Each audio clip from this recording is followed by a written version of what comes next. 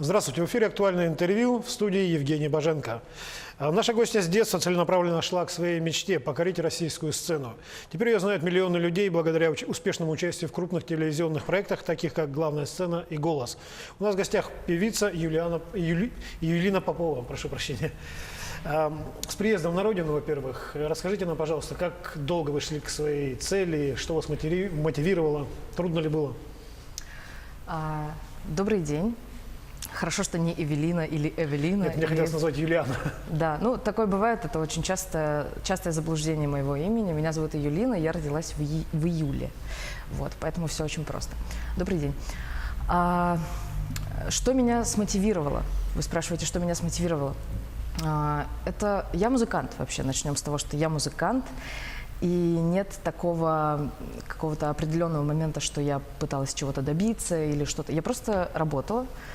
Ну, точнее, я продолжаю работать, я сейчас действующий музыкант, и все вот эти вот моменты, проекты, какие-то дела вот такие, это по большей части бонусы, скажем так, бонусы моей работы музыканта.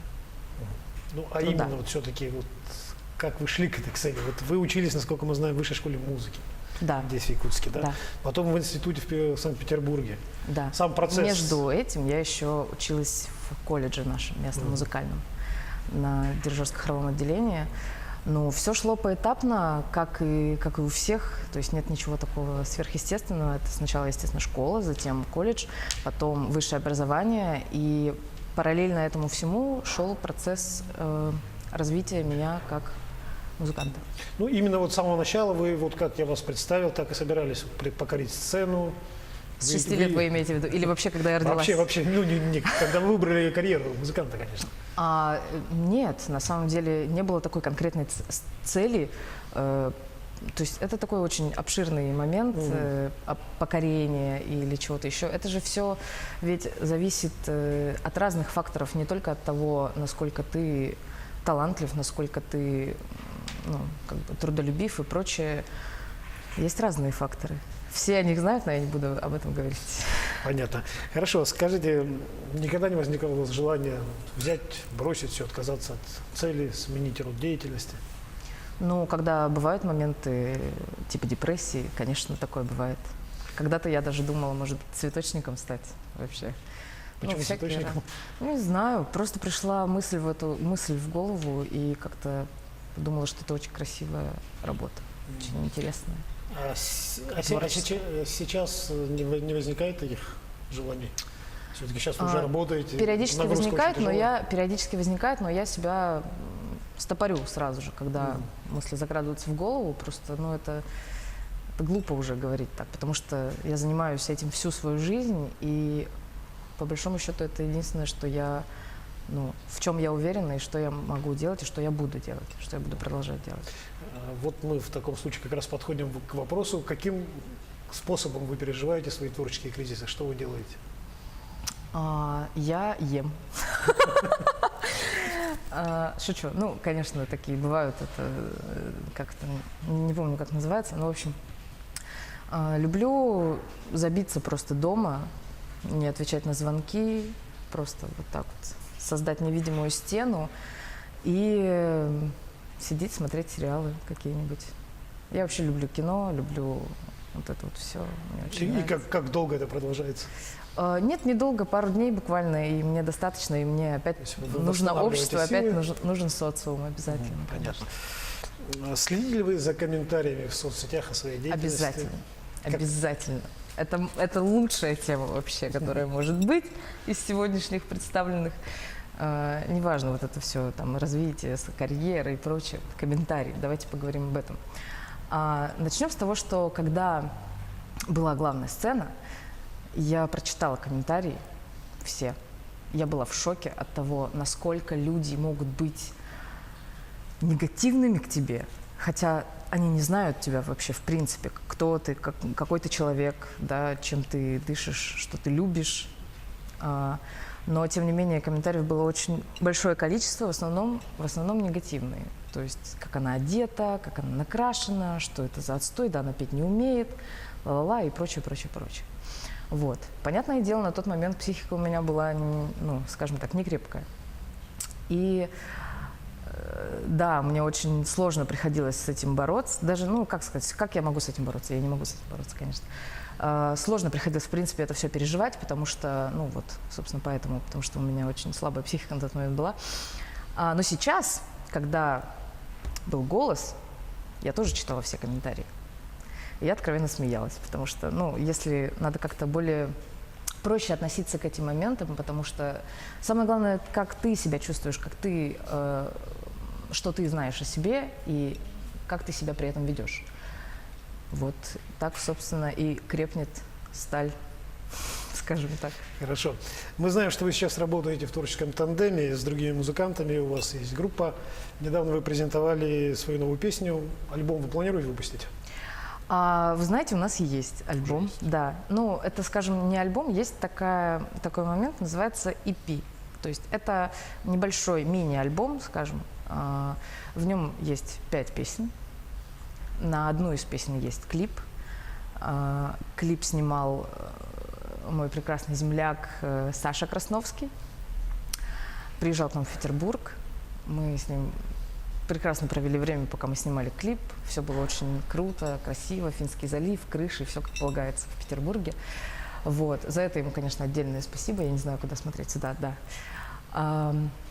И его можно скачать на iTunes, можно приобрести в Google App. Все это дело стоит не очень много. Вот.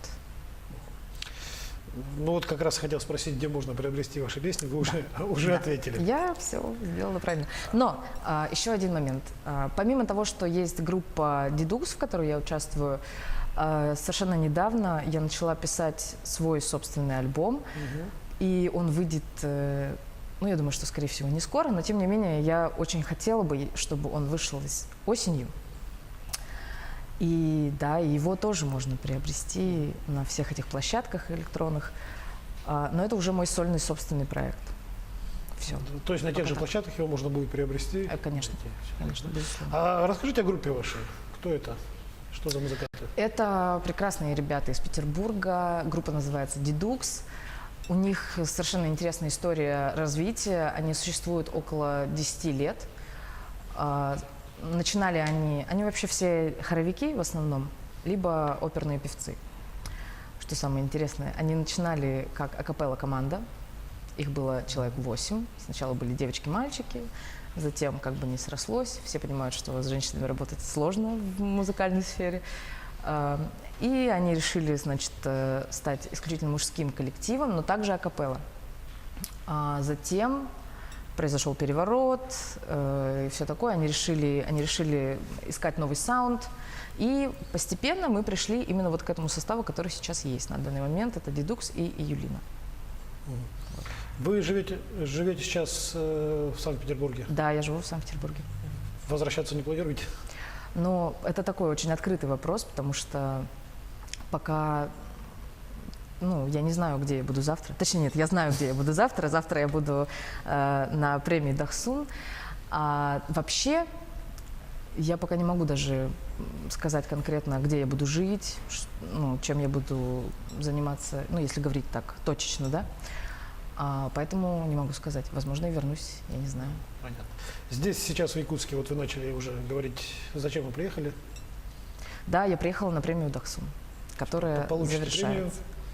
Ну, надеюсь, да, мне дадут и обратно статуэтку, да, дадут статуэтку, я исполню песни, как раз-таки будет транслироваться клип, который мы сняли, и даже песенка из нового альбома моего. Вот. А часто вообще приезжаете в Якутск? В Якутск приезжаю не часто, поскольку я проживаю в Петербурге, и там уже кипит моя жизнь. А здесь у меня родные, которых я вижу очень редко, но тем не менее метко. А может, они к вам приезжают? К сожалению, такой возможности тоже не бывает. Но родственники, да, это бывает тоже очень редко. Не могу сказать, что это может быть часто. Давно вы там живете? Я живу там 5 лет. Уже 5 лет? Да. Помимо участия в телевизионных проектах, где вы еще принимали участие? В фестивале, музыкальные проекты, конкурсы какие-то? Конечно, музыкальные. Как часто бывает это? Это бывает довольно часто, потому что вообще, в принципе, Петербург любит фестивали, Москва любит фестивали. И очень часто, ну, я не могу конкретные там вспомнить название, но тем не менее один есть очень прям колоссальный проект, который называется Emporio Music Fest. В нем я получила гран-при, и мне даже посчастливилось посетить, посчастливилось посетить Монтрео Джаз Фестивал. Он находится, ну, в Монтрео, естественно, в Швейцарии. Потрясающие 3 дня я провела в этом месте, просто шикарные музыканты, шикарная атмосфера, слава богу. Вот, да, фестивалей много, Все. А вот давайте вернемся к премии, да. Других участников проекта вы можете как-то оценить? Я, если честно, не помню, кто конкретно будет. Я видела список, не помню. Ну, это, естественно, наши все мэтры якутской эстрады за такое долгое время, уже зарекомендовавшие себя как артисты якутской эстрады. А что я должна о них говорить? Не знаю. Ну, просто, понимаете, уже немножко... У меня, как сказать, есть... Разное представление. У нас в Якутии и в России разные представления о эстраде. То есть здесь все-таки больше такой национальный колорит обязательно. Это обязательное условие того, чтобы быть на слуху, того, чтобы зрители тебя почитали, слушали. А в российском масштабе это немножко другая ситуация. Конечно, всегда приветствуется этно, всегда что-то цепляет, ну, этно всегда цепляет. Но, тем не менее, там поп-музыка развита, ну, совершенно в другом русле немножко, нежели чем здесь. Вот. Поэтому я не могу дать какую-то конкретную оценку. Понятно. Ну и традиционный вопрос, очень коротко, у нас время заканчивается. Ваши творческие планы, какие-то из них, может быть, связаны с Якутией? Да, хороший вопрос. Конечно, очень много планов есть. Вообще, в принципе, по жизни всегда должно быть очень много планов, чтобы что-то делать, как-то развиваться. Я бы не хотела о них говорить, вот, потому что, ну, как говорится, если слишком много болтать, да, можно сглазить. Поэтому, да, и о Якутии тоже есть очень много интересных планов, но давайте оставим То все. есть планы есть, с Якутией связаны, но подробности вы рассказывать не будете, потому что боитесь сглазить. Да, все верно, Хорошо. все верно. Значит, большое спасибо. Я напомню, что у нас в гостях была певица Юлина, которая рассказала нам о том, как добиться своей мечты. Это было актуальное интервью. Оставайтесь с нами. Всего доброго. До встречи.